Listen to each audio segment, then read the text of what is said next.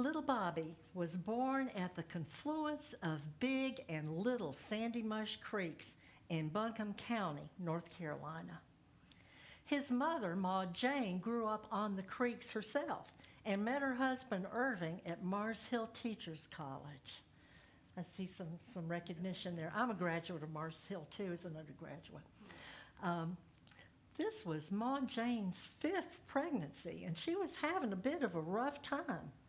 So she and her family picked up and moved over to Buncombe County and lived with her parents during her confinement. Now, her father was a doctor, and he rode his horse on rounds around Madison County. He handled the baby's birth just fine. Now, when Bobby was almost 3 years old, they moved back to Haywood County, and they built a house on the top of Beaver Dam Gap. Now, little Bobby grew up wandering the mountains, 3 mountains right there together in his backyard.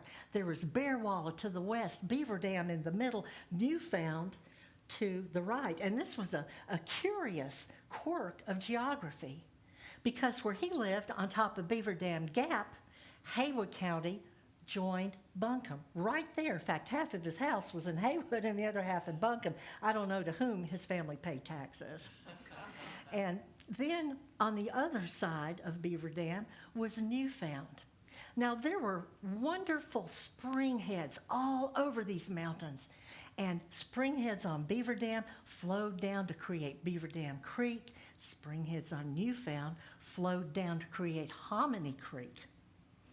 Now, little Bobby called the pure blue waters of Hominy Creek Blue Creek, and that was his happy place. Now, over on Bear Wallow Mountain, there were heavy, dense forests and rock outcroppings, and he had lots of hidey holes over there, and if he wished to hide out and not be found, only the hunting hounds could root him out. Bear Wallow Mountain was his safe place. Now, right in the middle was Beaver Dam, and that was his home place. Now, he began to wander these mountains early on, around 4 years of age, and you might wonder, why would a 4-year-old child be out running around the mountains? Well, the mountain people thought that was just fine. Children grew up fast in the mountains. I tell another story where the daughters of the family are getting married at 14, 15 years of age. But in little Bobby's family, there were 5 children, and they were kind of left on their own to come along. And he did, all over the mountains. Now, the tops of Beaver Dam and Newfound were largely tall sentinel stones. They were left over from the last ice age. The ice just receded and left them standing there. So they were there for millennia. And over time, they eroded, and the soil washed down into the creeks and created the rich farming communities in Beaver Dam Valley. Not like the root hog or die existence of the people on the heights where he was from. Now, over on Newfound, there were also tall, standing sentinel rocks, and they almost met at the top and created a species of tunnel.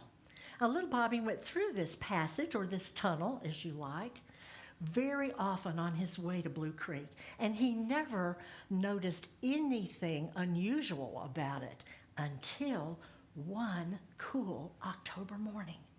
He was just entering the passage, and he heard this strange sound.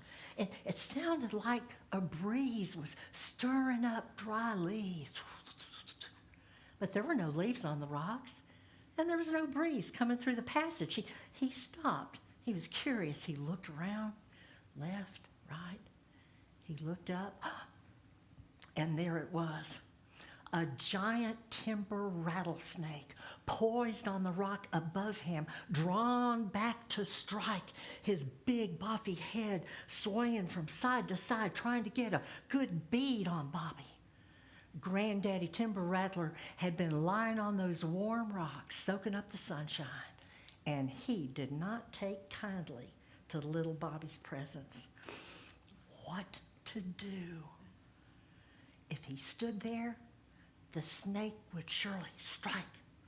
If he moved to the left, the snake would strike. To the right, the snake would strike. What he chose to do was hurl himself to the ground where the snake couldn't reach. And he began to inch himself on his belly backwards through the passage toward the safety of Beaver Dam. Little Bobby didn't quite understand this. He knew that snakes did not use their venom unnecessarily. They saved it for prey. And he couldn't understand why the snake had chosen to threaten him. When he was out of range, he jumped to his feet and on shakily legs ran back to the safety of his house. When he got back, well, let's say that on the way, he could not wait to share his story about Granddaddy. He had calculated that that snake was between 4 and 5 feet long and as thick in the middle as his father's forearm. And he couldn't wait to get back and describe Granddaddy, why he even might make him a little bit longer and a bit stouter. You know how children are with their descriptions, don't you? When he got back, his mother and his older siblings and his father's brother were out in the front yard. They were dragging that big iron boiling pot from the shed out back around to the front and laying it on the iron grate over a big hot fire. A mountain of sweet cane stalks lay beside the hand-cranked crushing machine. It was molasses making day. Oh, little Bobby began to think of that thick, sweet syrup pouring over, dripping down over his mother's hot buttered biscuits. Oh, all the delightful images of molasses making filled his mind, and he temporarily forgot about Granddaddy. "Come over here," said his mother. "Bobby, you're old enough to help this year. You can feed the crusher." That suited him just fine. Oh, he was eager to help, and he heroically saw himself pushing the stalks through the crusher, seeing them split and that sweet juice coursing out into the pot. Maybe he could help by stirring the pot with the big ash paddle. It was important to keep that thickening syrup moving around the pot because there was nothing worse than boiled, burnt syrup. In his mind's eye, the figure 8 of that paddle sweeping through that syrup brought to his mind the sway of the snake's head. His mind gingerly felt around the memory. He was surprised to find that he was no longer afraid of Granddaddy. He began to appreciate the beauty of that rust-colored stripe that ran through the chevrons down the middle of Granddaddy's back, the narrowing black velvet tail, the tip of ivory rattles, and even the magnificence of that big, venom-filled, buffy head. He began to see himself as Granddaddy's safety, his guard. And that was better than his executioner. Why, if he went and told his father about the snake, his father would take a long-handled hoe to the passage and kill Granddaddy. He didn't want that to happen. A feeling of compassion began to rise in him. And he determined he was keeping Granddaddy's to himself. Now, this was the beginning of little Bobby's awareness of and love for every living thing. He somehow understood early on that everything on his mountain paradise worked together, interacted together, and he could be their protector.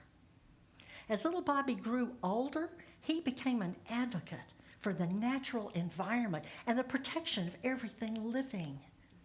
And it all began with a confrontation with a giant timber rattler called Granddaddy. Thank you.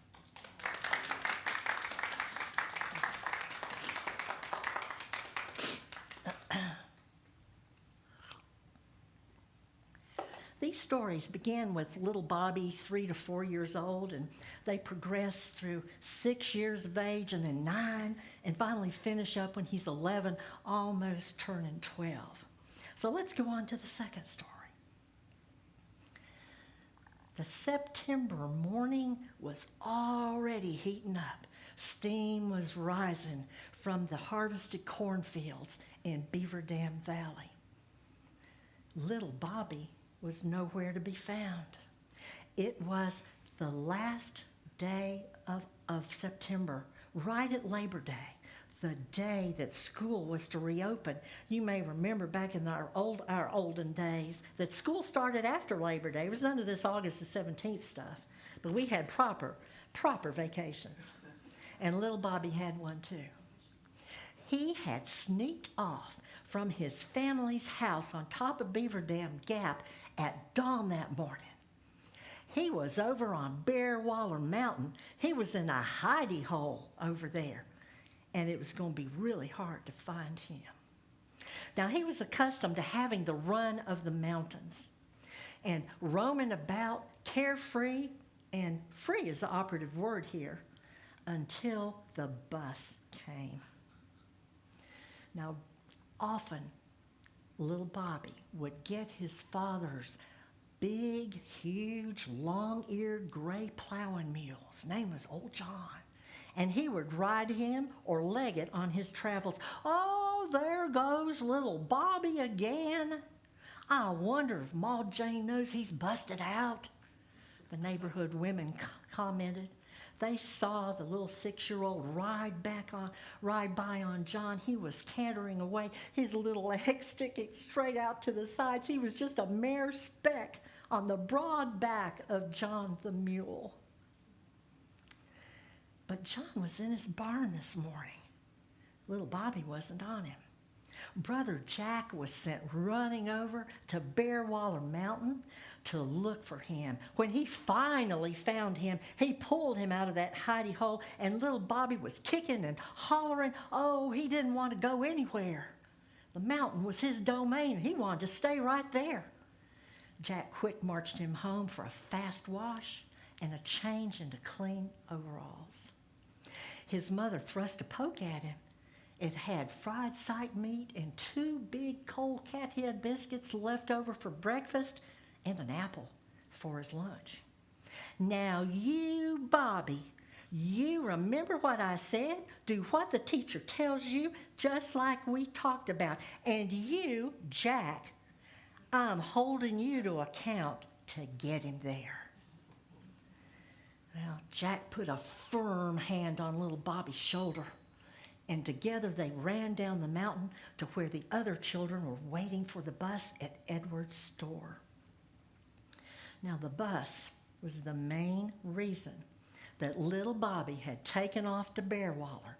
His siblings, his brothers and sisters had described the conveyance in the most horrifying analogies of fire-breathing dragons, smoke in furnaces, and a big, hungry monster with an appetite for tender little boys. Why, Bobby had already decided he wasn't going to get to school alive. So he wasn't going to let that monster catch him to begin with. Well, he and Jack fetched up to a knot of boys and girls there waiting at the store. And little Bobby, he was a resourceful young man. And he already had a plan. Looking up at Jack with the most fetching and winsome expression he had. Has you got a penny? Oh, no, you don't, said Jack. He knew that if Bobby got a penny, he would scoot into the cool, dim interior of the store, rush out back through the back door into the chicken yard, and scattering piglets and goats and hens ahead of him, he would run to the back fence, scale it unseen, and therefore run on to the Bear Waller. He would not be so easy to be found this time. Why, Jack was thinking, Bobby and I'll both get a switching and maybe something worse. So his grip on Bobby's shoulder got tighter. And then there it was. chugging and clanking out of a cloud of gray, greasy smoke came this monster. It was huge, metal, black, ugly, and it was belching oily smoke like a creosote-encrusted chimney.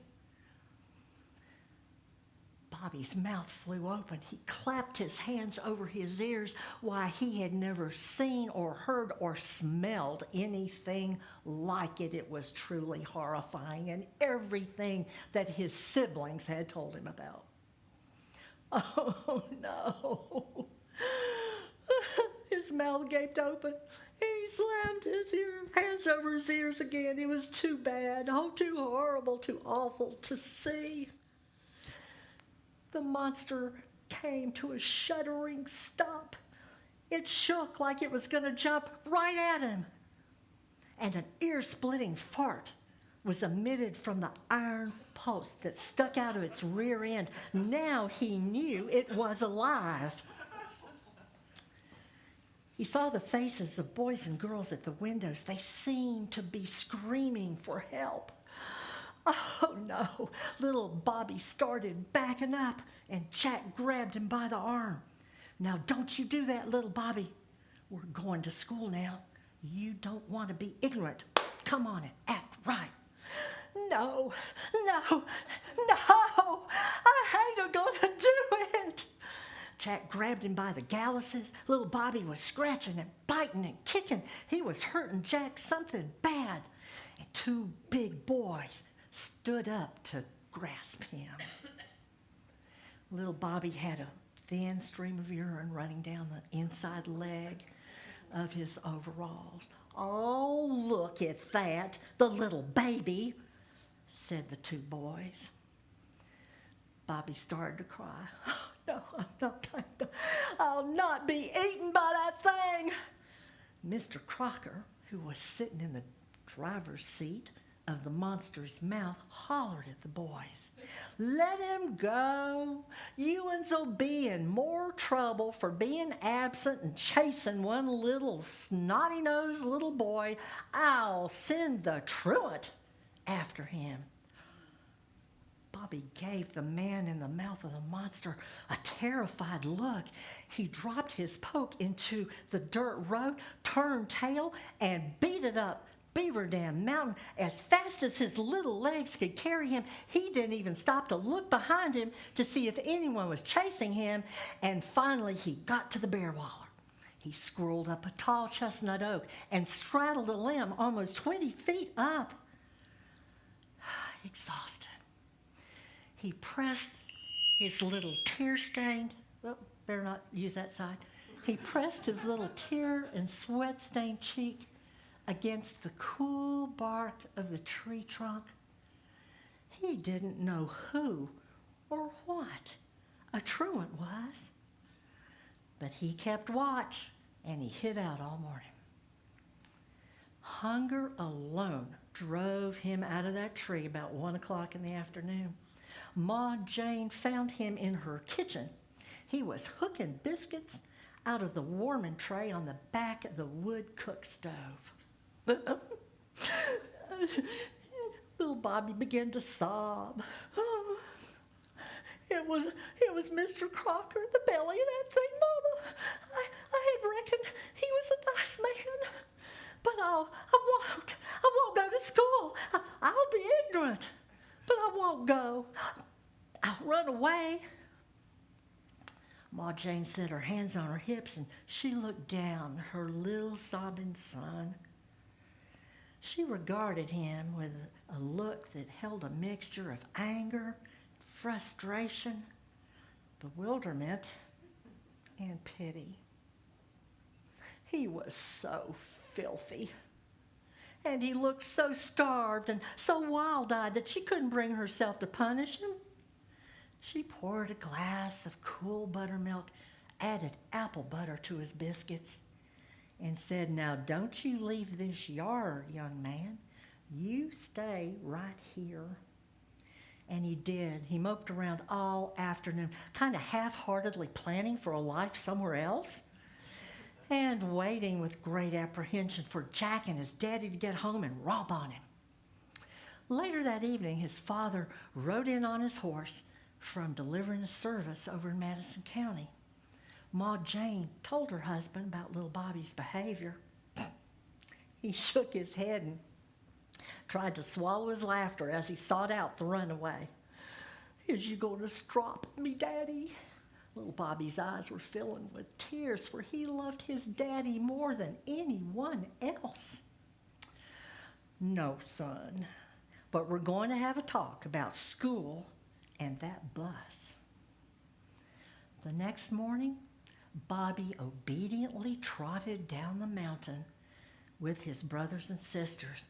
Inwardly, he was shaking and trembling, but outwardly put on a brave and manly show, just like he promised his daddy. The monster appeared, the beast out of a cloud of smoke and fumes. Little Bobby squeezed his eyes shut.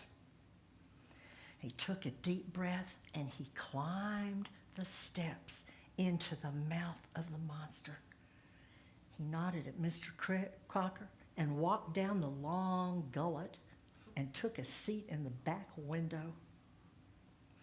He turned around as the bus began to lurch around in the road and chugged down the hill toward town. He saw his carefree and precious childhood, his babyhood on the mountain, disappear in a black cloud of smoke. Thank you.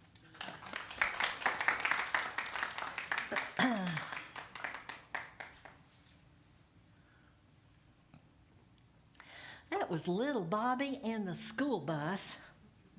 Now, I never thought to let Daddy Irving address the siblings who caused all of this tussle and rumpus, but I guess that's something I could put in the second edition.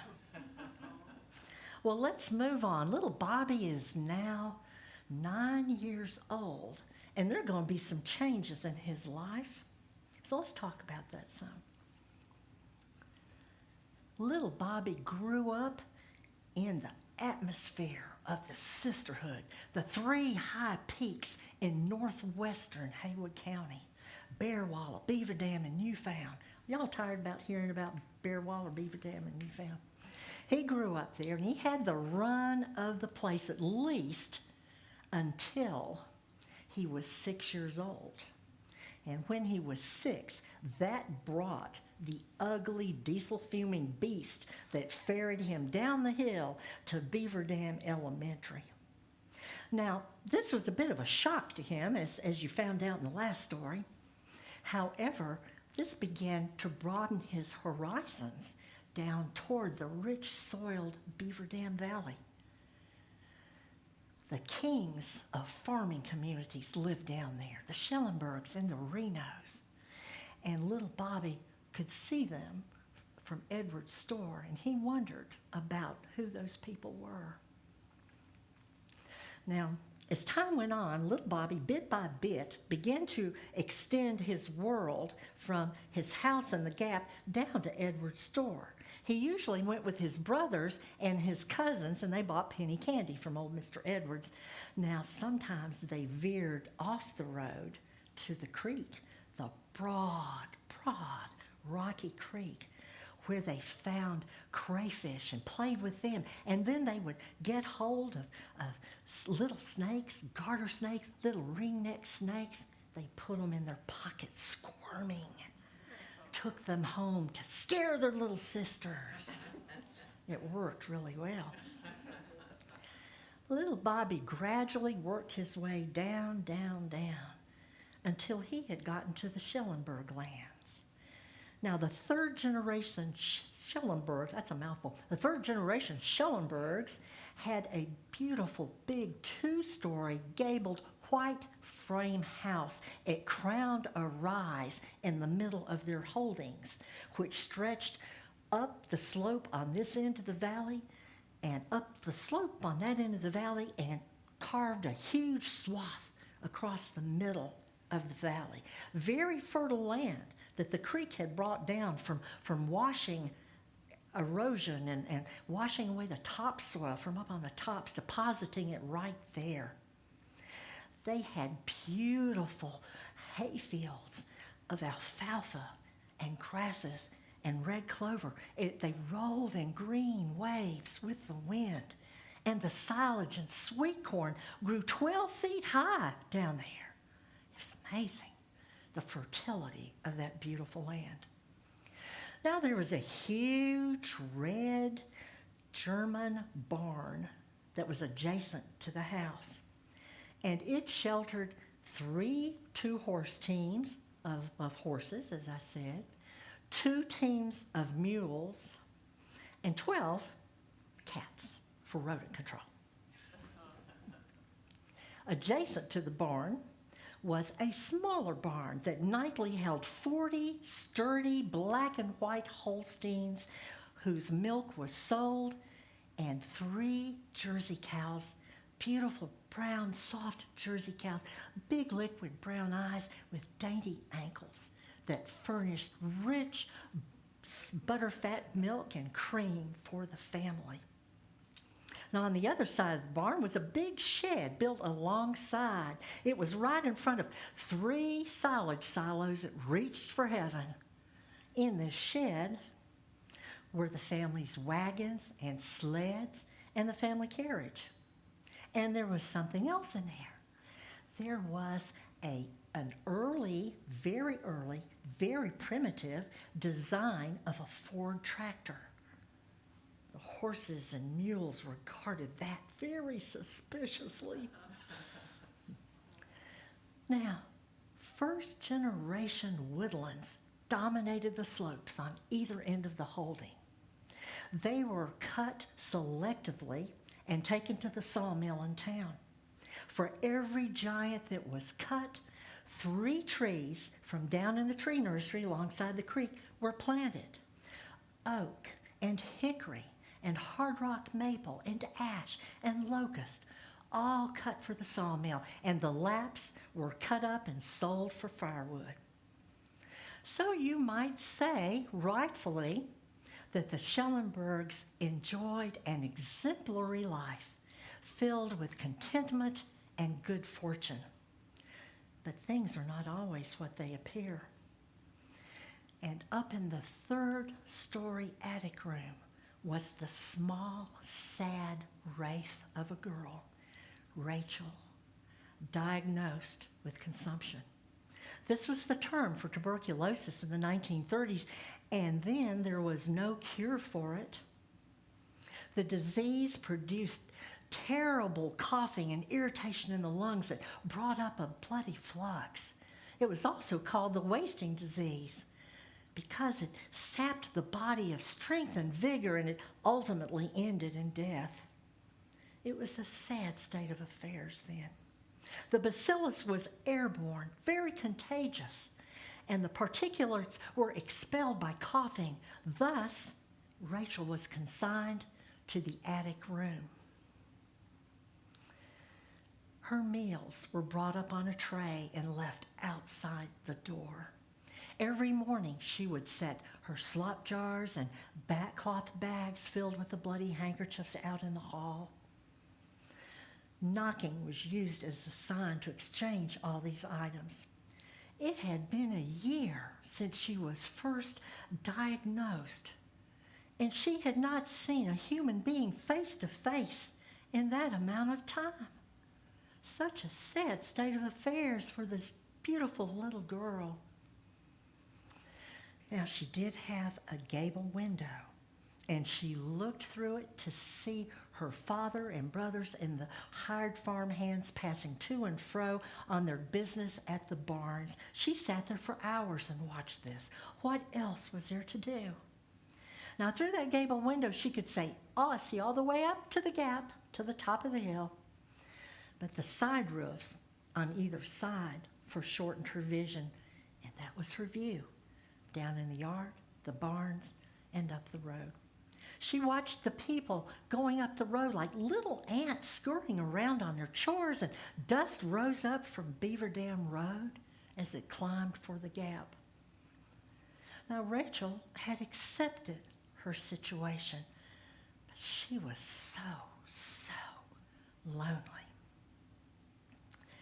Meanwhile, little Bobby had worked his way down to the Schellenberg lands, and school had just let out. It was the very beginning of summer vacation, and the boys had walked down to the Schellenberg land in search of jobs as farmhands.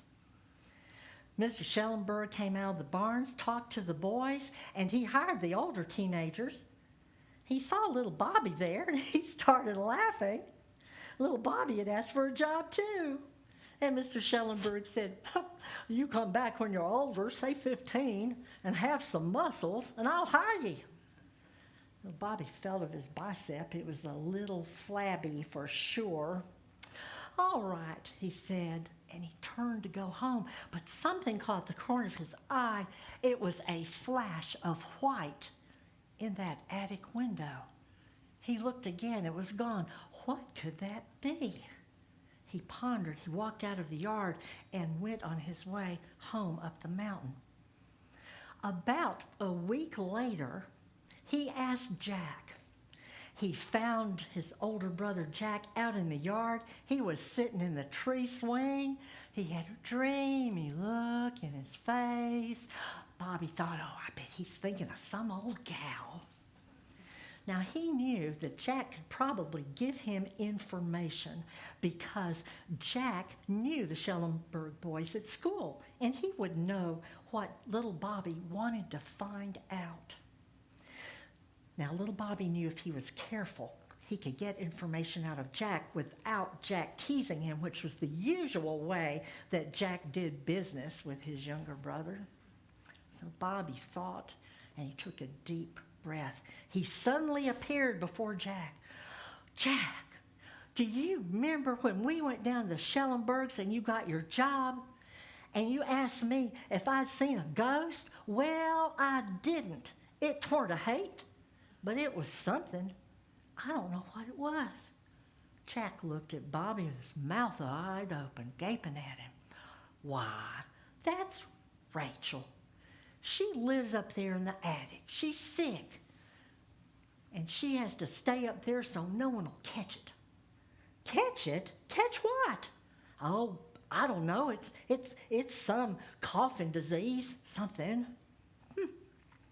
Little Bobby thought some more. What could it be? And then the compassion that he had for Granddaddy Timber Rattler and the barn cats and the possums and the earth whistle pigs, and yes, for even his pet raccoon, that compassion began to rise in him. And he thought to himself, what must it be like to be stuck up there in that room all the time? It must be really, really awful. He thought to himself, I wonder what I could do for her. I want to be her friend, but how? He took another deep breath and appeared again in front of Jack. He had thought so hard that his brow was furrowed, and he looked up, and Jack was looking at him real close like. He decided to come clean. Jack, it must be just hateful for her to be up there all the time. I want to do something to help her, bring her some cheer, but I don't know how. I want to be her friend. Tell me how I can be her friend. Jack looked at his little brother, and he began to think too. He had not realized what life must be like for Rachel up there in that room all by herself. Why, it must be terrible. What could they do to help her? Jack thought, and he said to Bobby, I'm not sure what we could do. But little Bobby was ahead of him. He spoke out, I could take my little berry picking basket, you know, the one with the handle. I could take it and put things in it. I could write her little notes and put little gifts in it, like pretty rocks and moss and pine cones and things like that, and pass it up to her. Oh, little Bobby was running fast with those ideas. Now, Jack was more of a realist. Well, how would she get it up there? She'd have to have a rope or something to throw down to haul it back up with. Why don't you go on now? I'm thinking. Don't bother me now. And he shooed Bobby off. Little Bobby went in the house, climbed the ladder up to the boys' loft bedroom, and looked out the window down the valley to the big Schellenberg house far below. Rachel's window was teeny tiny, but he imagined her standing there, looking up at him, standing in his window. Jack would help him, and he would help her. Now, Monday was a work day, and the boys left for the farm right after breakfast, running down the mountain, and little Bobby was with them. Jack had told him to bring his basket and come along, but he hadn't told him what to do with it. So little Bobby very quietly trotted along. He was mindful and had been all weekend not to bother Jack while he was a-thinking. They got down to the farm, and Mr. Schellenberg came out, handed out assignments for the morning's work. He saw little Bobby, spied him behind the older boys. Huh, I thought I told you to come back when you growed some, he laughed. Well, Jack spoke up very quickly. Well, he just walked down with us this morning, and he's going to be going back directly. You know, it's good for my little brother to walk. It makes him stronger, faster, and he may come down on some other mornings, too. Mr. Schellenberg said, well, that's all right. Just be careful. The horses are big and dangerous, and you might get hurt. After he went back into the barn and the other farmhands followed him in, Jack pulled Bobby to the side. He said, now stand here below that window, but out in the yard a little piece. When Rachel looks out, lift that basket up and point to it, and then do it again. Point to it, and do it again, and point to it. Maybe she'll get the idea. Well, he did go out there. He stood there. He did his strange maneuvers. Rachel did come to the window, and she did look down at him, and she was really curious about all of this. Finally, though, she understood. Big smile on her face, and she waved. Bobby waved back, and then he left to walk back home with his little basket. Rachel stood in the window. She watched him getting smaller and smaller and smaller until finally he had made it up that long winding road to Edward's store and turned left up the mountain to go to the Gap. That night, she went to bed smiling all over herself, wondering what was going to happen next. But 2 days later, Bobby came back down the mountain again with Jack and the other boys. He stood under the window. This time there was something in the basket for her. There was a bed of plush green moss and a beautiful crystal quartz laying right in the middle of that moss. It was a beautiful sight. And there was a note, too. It said, my name is Bobby. I want to be your friend. And here's a little gift for you. And it was the quartz and the moss. Rachel saw him. She opened the window, about 6-8 inches high, and out came a piece of stout red yarn tied to a cardboard cone for weight. It came out the window and went tumbling down the side of the house. Bobby grabbed it, tied the yarn to the handle, tucked the end with the cone into the basket, and she yanked it back up. In just a minute, it came back down empty. He untied it again. She yanked the yarn back up and waved at little Bobby. Little Bobby waved back. And he walked out of the yard and started up the mountain to go home. But this time, he turned around every few steps and waved at that slight form standing in the window. This simple act of friendship and kindness continued for 3 weeks until one morning, Mrs. Schellenberg looked out of her second-story bedroom window to see a curious little basket tied to red yarn ascending right in front of her. She looked out. Bobby looked up. She looked out again. He was rooted to the side. She dashed up the steps to the attic door. Rachel, what are you doing? Mama, it's Bobby. He's my friend. He sends me little gifts in the basket. Please, can I keep him? Mrs. Schellenberg thought a moment. She thought about her daughter's sparse life in that attic room. And she thought about her progressive illness and that she would never get better, only get worse. And in a moment, she had her decision. Yes, Bobby and Rachel could remain friends, but she wanted Rachel to wash her hands good before she handled the yarn and the basket and be very careful not to sneeze or cough on the basket or the cone or the yarn. Rachel began to laugh behind the door. It was the first time in a long time her mother had heard that beautiful tinkling sound interspersed with coughing.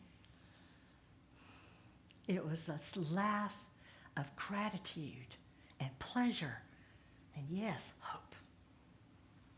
Miss Schellenberg went downstairs, and little Bobby, he was still rooted there to the ground. Oh, he was trembling and shaking because he was worried that he had gotten Jack in trouble and himself too.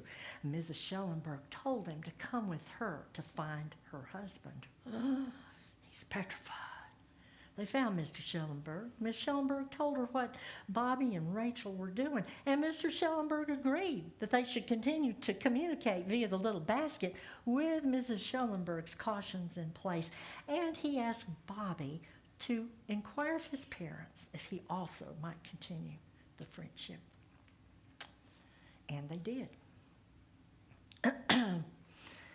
This continued for the last 14 months of Rachel's life. Heretofore, when she had sat empty-handed and listless in that attic room, she now was busy constructing and arranging and drawing with crayons and the pen and ink and the paper that her mother left for her outside of the door. She had something to look forward to now. It was wonderful. She smiled, she laughed. And she rearranged constantly on the top of her dresser all the little gifts that no one saw during her lifetime. Banks of plush moss, curiosities of rocks, oddities of pine cones, and little sticks with red and blue lichen on them.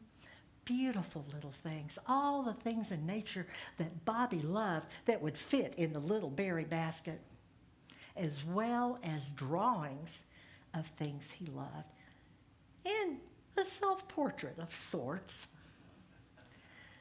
She sent back notes too, and heretofore, when her life had been so poor and so meaningless, it now had meaning. Bobby gave her a taste of the outside world and the warmth of his companionship. One January morning on a weekend, he walked down to the house with his basket, but she did not come to the window. He waited and he waited. She didn't come to the window. He walked around the corner and saw the doctor's horse tied up to the front porch, and he knew that this special friendship was ending.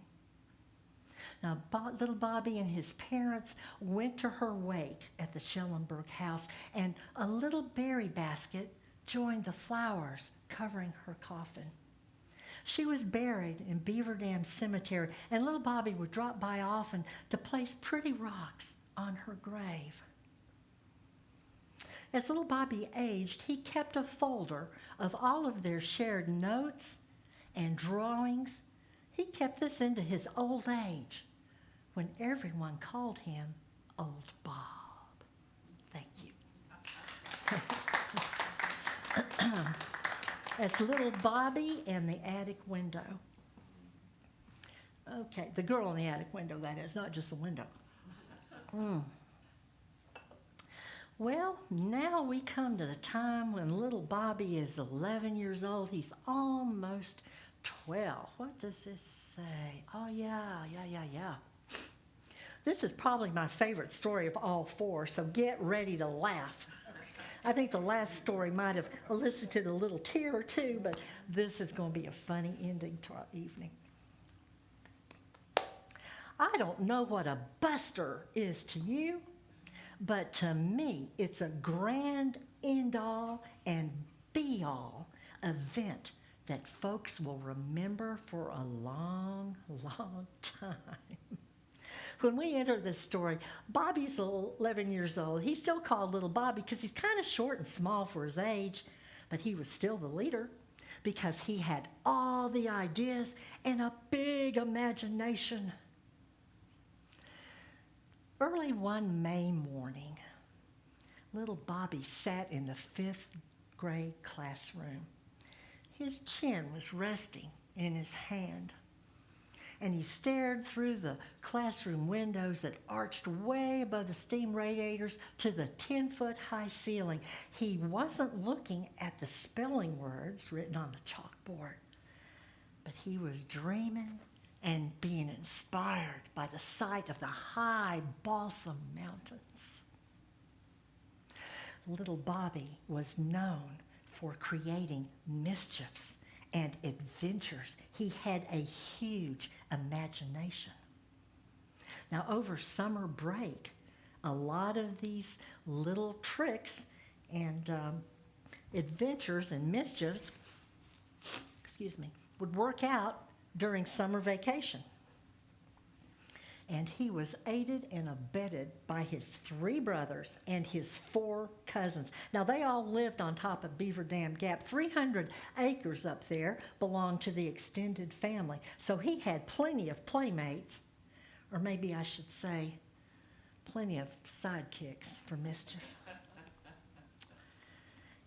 A lot of these played out over the summer vacation. First, the boys installed old man Ferguson's nanny goat into new quarters atop the milking shed. Uncle Doug and Aunt Eva Jean had a large dairy farm and a barn that was inhabited by a 6-foot-long black snake for rodent control. Now, Eva Jean never went out to that barn because she did not like snakes.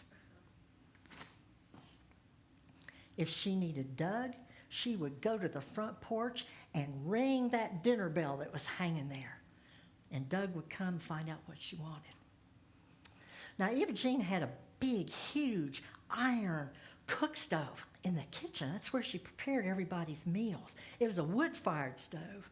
And on the side of it was a big metal reservoir that was soldered to the side, and it heated water for cooking and cleaning and bathing. Eva Jean came home one Tuesday afternoon. She had been at the Ladies Missionary Society meeting, and she was home to fix supper. She stuffed that stove full of wood, fired it up, and she heard a strange sloshing sound in the reservoir. She walked over, lifted the lid, and she met that black snake reclining in a warm water bath. Horrors! The lid went flying through the kitchen window.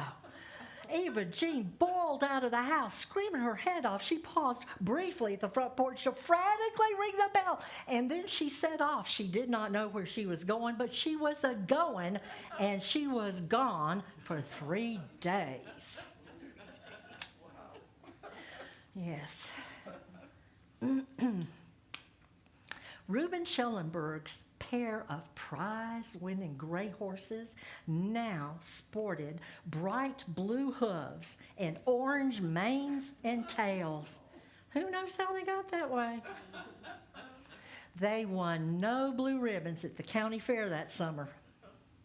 they stayed home and they hung their heads in shame.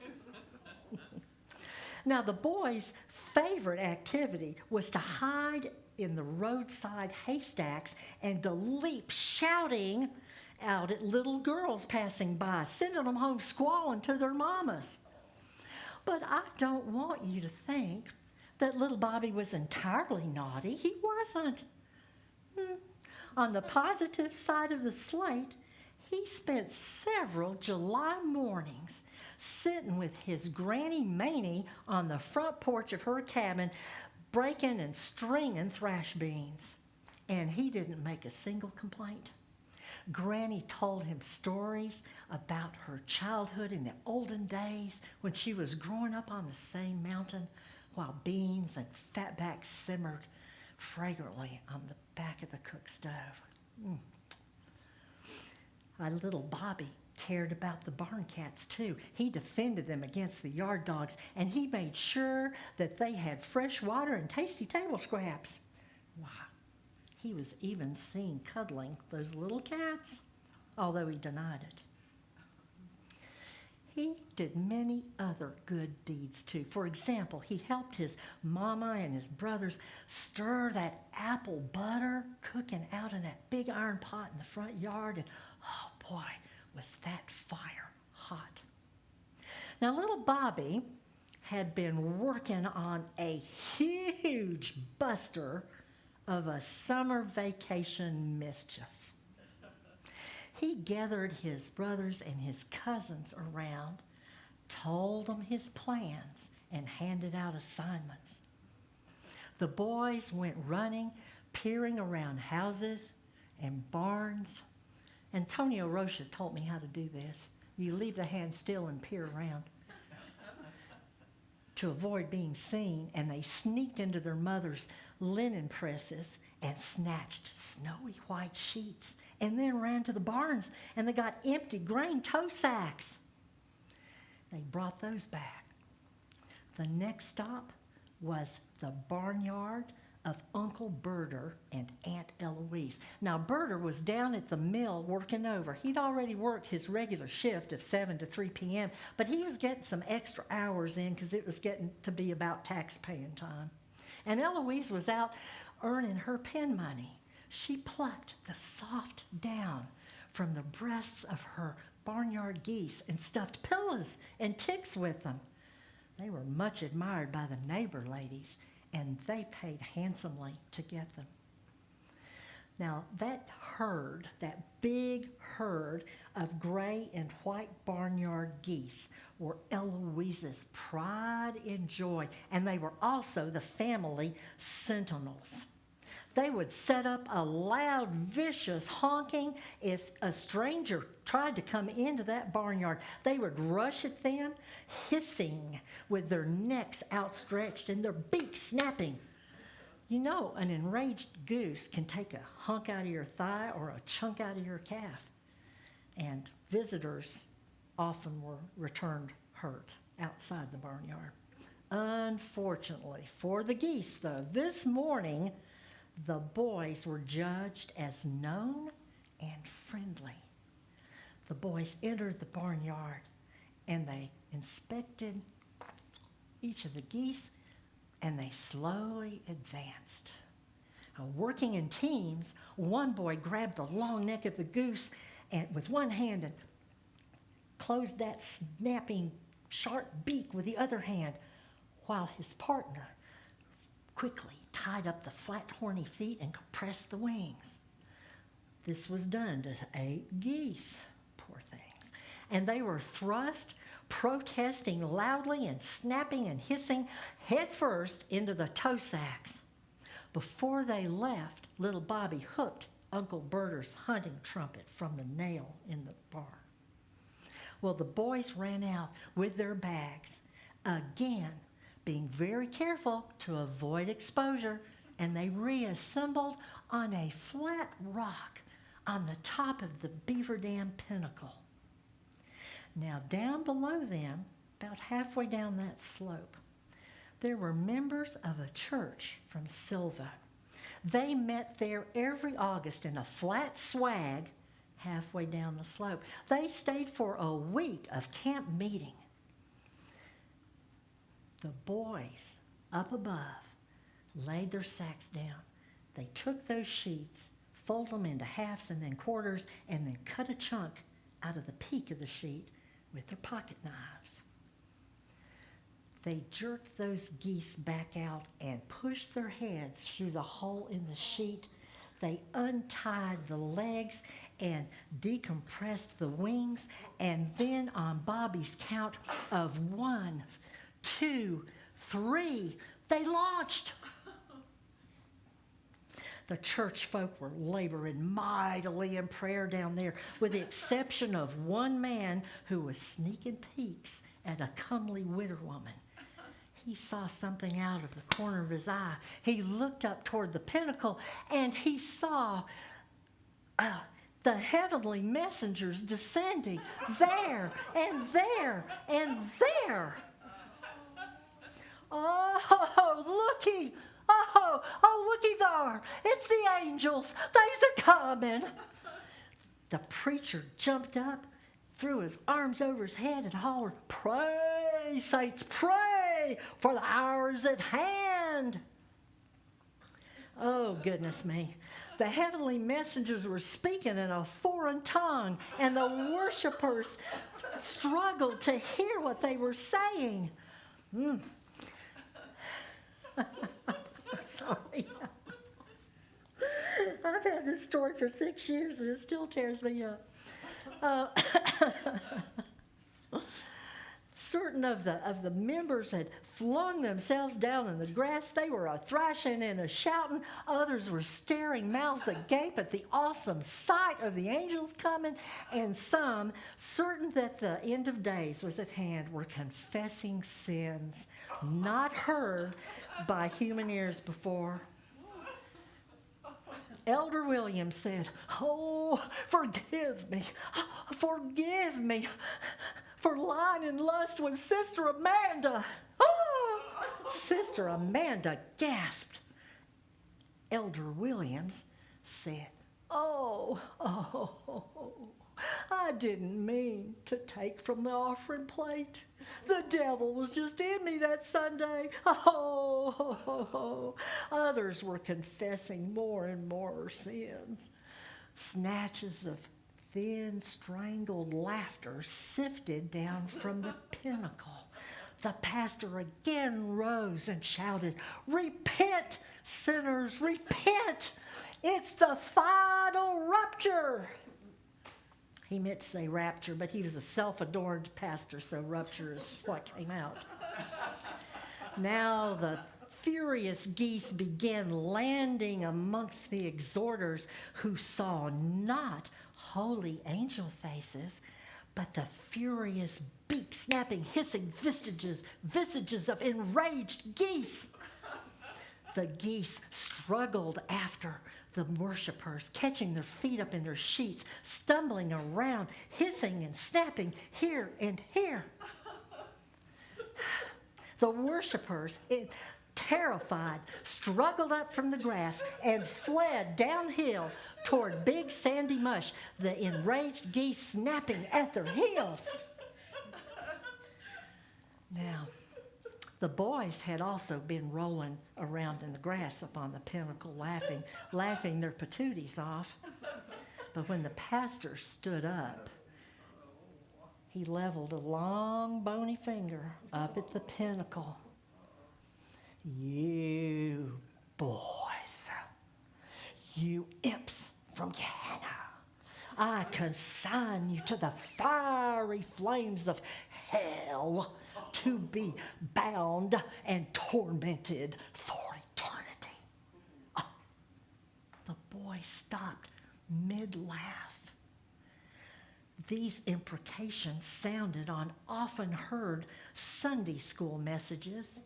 They also scrambled up and they ran in divers directions into the woods of Bearwaller. Now, it took the pastor 2 hours to round up his scattered flock. filthy, gouged, and torn by briars in their panicked descent. Several of them were not speaking to each other.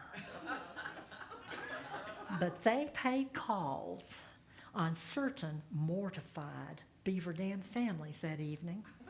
And a little bit later on, fathers and uncles who were missing sons at home took torches and snaked up the flanks of Bearwaller, pulled the boys out of their hidey holes, and brother, the belts came off. Now, it took the boys over 2 days to round up all 8 geese from Aunt Eloise's flock, and they took them home to Aunt Eloise's barnyard, the geese exacting payment for their ordeal from the boys' legs. They were not happy at all to go with the bruised and bitten boys. Unfortunately, Uncle Berter's hunting trumpet was lost for good.